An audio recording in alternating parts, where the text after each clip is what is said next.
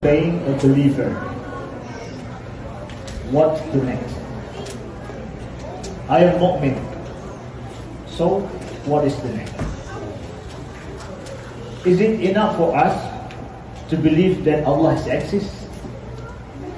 It is enough for us to believe that Allah created us. It is enough for us to believe that there is the day of judgment or the day of resurrection. Let's sing together. Iblis say in Al-Quran, فَبِعِزَّتِكَ لَأُغْوِيَنَّهُمْ أَجْمَعِينَ. Iblis say in Al-Quran, with all your power, I will push them on the wrong path. So Iblis also believe that Allah exists. If you say enough for me to believe that Allah exists, Iblis also believed that Allah exists.